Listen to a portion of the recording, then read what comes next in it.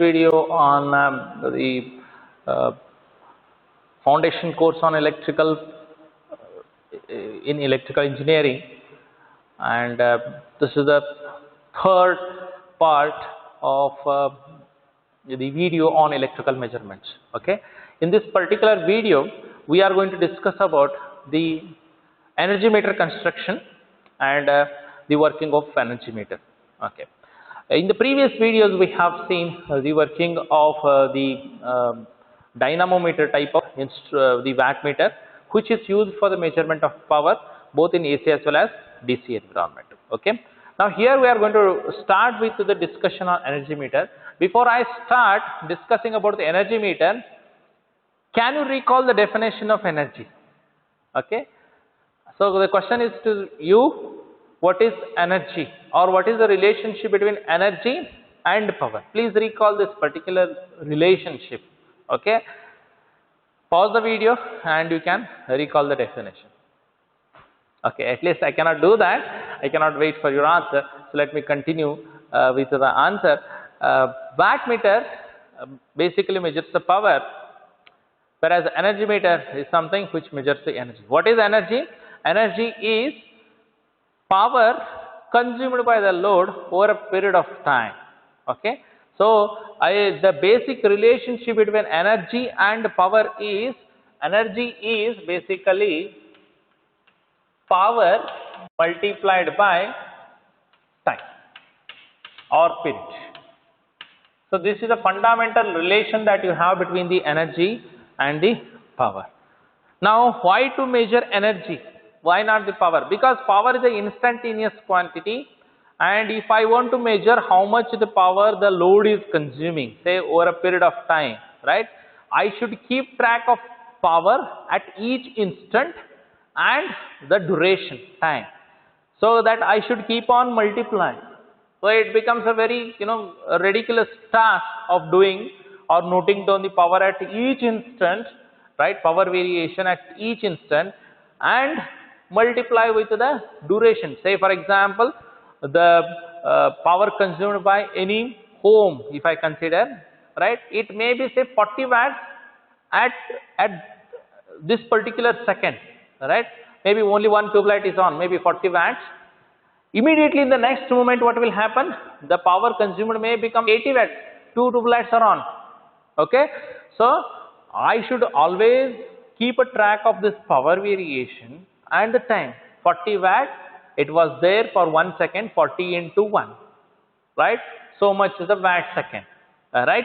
In the next moment it becomes 80 watts and it is on for say 2 seconds, so 40 into 80 into 2, so 160 watt seconds. So 160 watt second plus 40 watt second. So what is the energy consumed now for this say 3 seconds? It is 200 watt second. So this is how I have to keep on recording both power consumed as well as the duration. So that is a ridiculous job. So instead of doing that, it can always measure the energy using a single instrument. Single instrument can give you the reading of energy consumed over a specified period of time, and such an instrument is called as energy meter. Now whenever I am talking about energy meter, basically I can classify this energy meter as electromechanical type of energy meter, which is nothing but an induction type of energy meter, and second one is a electronic energy meter. To begin with, I will consider the case of the very basic fundamental induction type of energy meter. Whenever I am talking about induction type of instruments, remember, they can work only with AC circuits. So they can measure only AC quantities and not the DC quantities, unlike the dynamometer type of instruments. Okay. Now here, induction type of instrument, induction type of energy meter, I would like to discuss. This type of energy you must have seen. Where do you see the energy meter? Energy meter you will see in your home, right, wherein a person from the supply board company will come, and every time he will take the reading of the meter and he will charge you the, he will give you the bill, isn't it? How much is the energy that you have, electrical energy that you have consumed in this particular month, isn't it? So that is a meter which basically records what is the energy consumption, electrical energy consumption of your home, right, for a specified duration. Now such energy meters could have, they may have a disk. If you see an energy meter wherein the disk is rotating, probably you must have seen old installations in particular. Such type of energy meters are induction type of energy meter. Whereas in the present days, you will see a energy meter having a small LED inside which keeps on blinking. Maybe a green or red type of LED which keeps on blinking. And that blinking of the LED becomes more and more if you have more loads turned on in your home. And if you have less loads turned on in your home, that blinking rate decreases. Such energy meters are nothing but electronic energy meters. We will talk about such electronic energy meter after we complete the discussion over the conventional or induction type of energy meter. Okay. So to begin with, I will try to discuss the construction of a energy meter. See, necessarily energy meter will have following four systems. First one is it will have a moving system. Basically it will have deflecting system,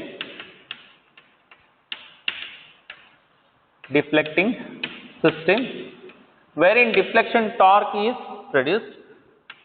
Second one, we have moving system.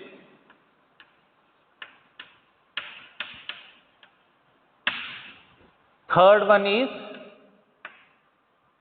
braking system.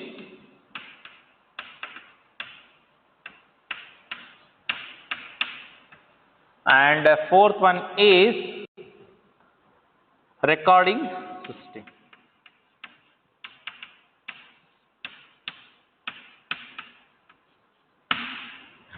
So four types of systems basically energy meter will have. Okay, so let us see, this is a cross sectional view of a energy meter.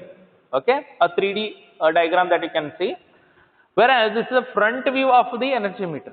Okay, 2D picture. I will try to match both and give you a complete overall picture of an energy meter.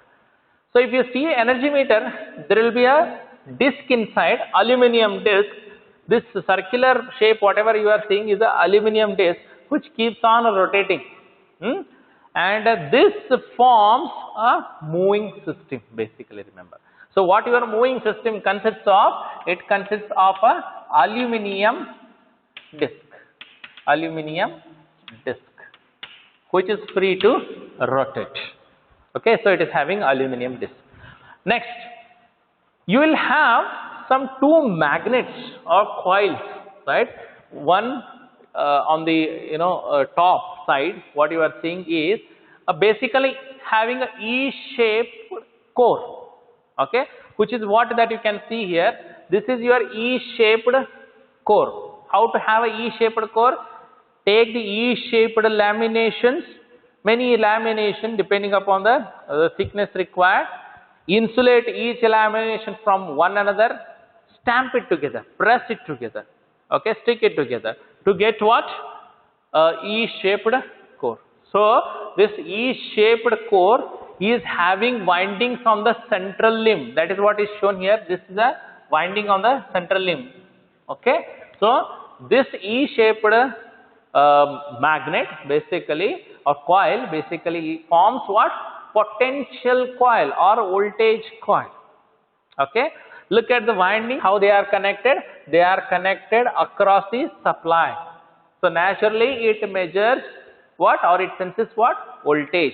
So very small current I2 flow through this potential coil, which is proportional to your voltage of the supply. Okay, and since it is a potential coil, it will have a thin wire and multiple turns, many turns, in fact, more number of turns. Okay, so many turns of thin wire basically to have more resistance. Okay, so this forms the potential coil over there. Okay, and to this central limb there is one copper shading band also. There is a copper shading band. This copper shading band is nothing but a small copper ring, short circuited copper ring. Right, the area of that copper ring is more, right, and the length of that ring is very small. So naturally resistance offered by that copper ring is very, very small. Short circuited copper ring, very small resistance. Naturally in the magnetic field it becomes highly inductive. So a copper shading band, which is nothing but a short circuited copper ring which is placed on the central limb, is basically to make this coil more inductive. That means the current through the potential coil should lag the current flowing through the current coil by 90 degrees. This is the intention basically. Okay, this is the intention because to produce the deflecting torque, this is the requirement. Hence, a copper shading band is placed on the central limb and its position can be adjusted. Okay, it can be adjusted so that the angle between current flowing through the potential coil and current flowing through the current coil becomes around exactly 90 degrees. Okay. So this is about potential coil. We have something called as one more electromagnet, one more coil, right? And this is called as a series electromagnet, series magnet, which is nothing but a current coil, we call it as, isn't it? So U-shaped core it is having. On the U-shaped core, right, you have windings on both the limbs. So you have windings on both the limbs. And look at how this is connected. This is connected in series with the load. So whatever is the current flowing through the load, same current flows through your current coil. Okay, right? So naturally it will have the windings will have thick, right? Windings will be thick and they will be having few turns. Okay, so that resistance offered by the windings is small. Okay, so this is the current coil. So what your deflecting system basically consists of? It consists of a potential coil, and it will have current coil. Okay, so deflection system consists of a current coil and potential coil. Moving system consists of a aluminum disc which is placed. See, the aluminum disc is shown here. From the front, if you see that disc, see, it will appear something like this. Can you see this? So this disc is basically attached, or it is pivoted on the spindle. It is free to rotate and it is placed between your current coil and magnetic coil, in the air gap between the current coil and the potential coil. Okay, so it is free to rotate. Fine. Next, you have something called as a brake magnet. Can you see this brake magnet? A small permanent magnet is placed near the edge of the disc. Okay, so this is called as a brake magnet. So your braking system basically consists of a brake magnet, and this brake magnet produces a braking torque which controls the speed of the disc. Okay, that for that purpose this braking torque is used, so that the disc should not move at a dangerously high speed. That is the objective over there.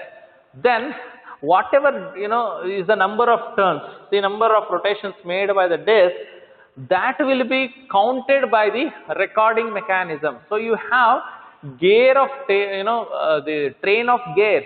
Okay, can you see this? Different size gears are attached to each other, and they are further connected to the number. Probably you must have seen the display of a conventional induction type of energy meter. There will be numbers and those numbers keeps on moving, isn't it? Sometime it will become 5, sometime it will become 6, 7, like this. It keeps on changing between 0 to 10. So 4 or 5 digits will be there and each one of them will rotate, isn't it? So each one is connected to different gears, and what they record, they basically record a number which is proportional to the rotation of the disc. Okay, So they record a number which is proportional to the rotation of the disk, number of rotations of the disk. Okay, so that forms your recording system. So recording system basically consists of train of gates.